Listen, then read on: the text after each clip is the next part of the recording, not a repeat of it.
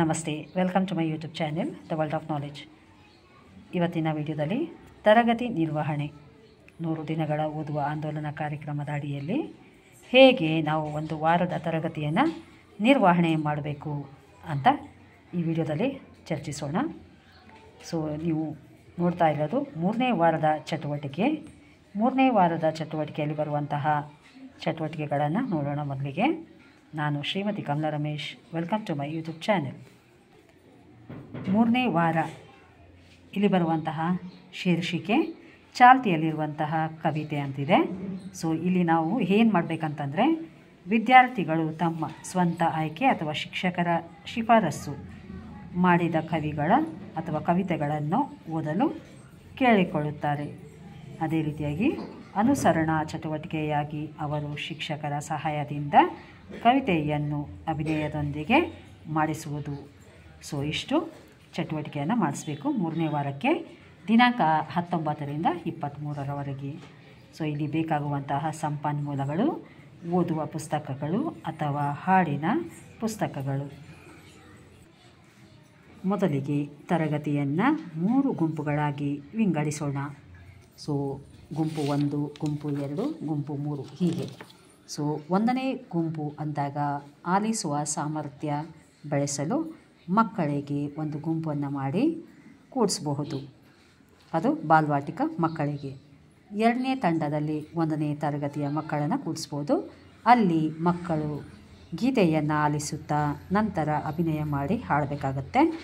3ನೇ ಗುಂಪಲ್ಲಿ ಕೂಡಿಸಿದಂತಹ ಮಕ್ಕಳಿಗೆ ಕವಿತೆಗಳನ್ನು ಓದುತ್ತಾ ನಂತರ ಅವುಗಳನ್ನು ಹಾಡುತ್ತಾ ಅಭಿನಯಿಸುತ್ತಾ ಚಟುವಟಿಕೆ ಮಾಡಬೇಕಾಗತ್ತೆ ಒಂದು ವಾರಕ್ಕೆ.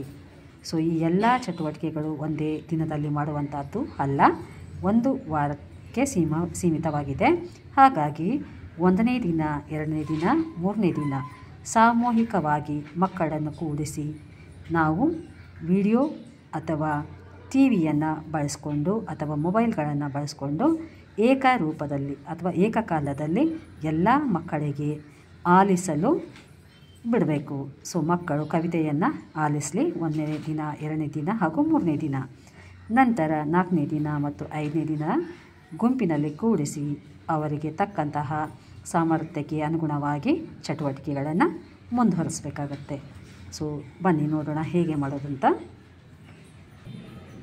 ಸೊ ಇದು ಗುಂಪು 1, ಗುಂಪು 2, ಗುಂಪು 3. ಈಗ 3 ಗುಂಪುಗಳಿಗೆ ಏಕಕಾಲದಲ್ಲಿ ನಾವು ಕವಿತೆಗಳನ್ನು, ಶಿಶು ಗೀತೆಗಳನ್ನು ಆಲಿಸಲಿಕ್ಕೆ ಬಿಡಬೇಕು 1ನೇ ದಿನ, 2ನೇ ದಿನ, 3ನೇ ದಿನ. ಸೊ ಈ ರೀತಿಯಾಗಿ ನಾವು ಮಕ್ಕಳಿಗೆ ಮೊಬೈಲ್ ಅಥವಾ ಟಿವಿಯನ್ನು ಹಚ್ಚಿ ಆಲಿಸಲಿಕ್ಕೆ ಬಿಡ್ಬೋದು 1ನೇ ಗುಂಪು, 2ನೇ ಗುಂಪು, 3ನೇ ಗುಂಪಿಗೆ.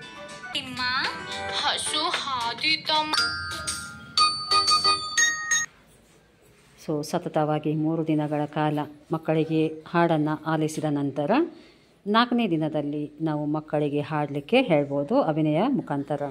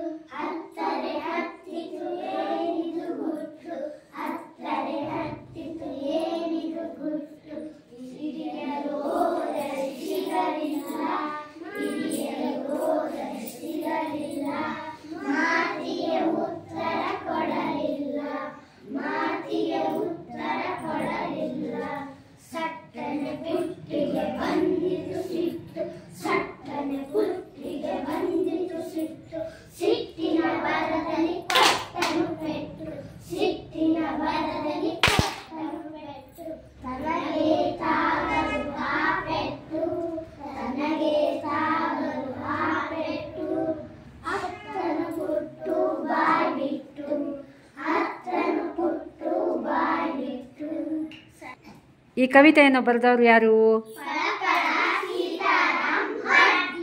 Okay, good children. ಕ್ಲಾಪ್ ಮಾಡಿರಿ ಎಲ್ಲರಿಗೂ.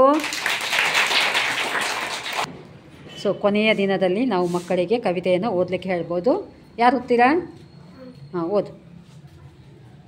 ಅನ್ನದಾತ ಇವನೇ ನೋಡೋ ಅನ್ನದಾತ ವಲಯ ತುಳಿಯೋ ತುಳಿಯನು.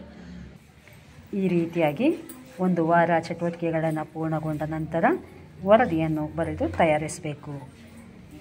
ವಿಡಿಯೋ ಇಷ್ಟ ಆಗಿದೆ ಅಂದ್ಕೊತೀನಿ. ವಿಡಿಯೋ ನೋಡಿದ್ದಕ್ಕೆ ಧನ್ಯವಾದ. ವಿಡಿಯೋವನ್ನು ನೋಡಿದ ನಂತರ ಲೈಕ್ ಕೊಡಿ, ಸಬ್ಸ್ಕ್ರೈಬ್ ಕೊಡಿ, ಹಾಗೆ ಕಮೆಂಟ್ ಮಾಡಿ. ವಿಡಿಯೋ ನೋಡಿದ್ದಕ್ಕೆ ಧನ್ಯವಾದ.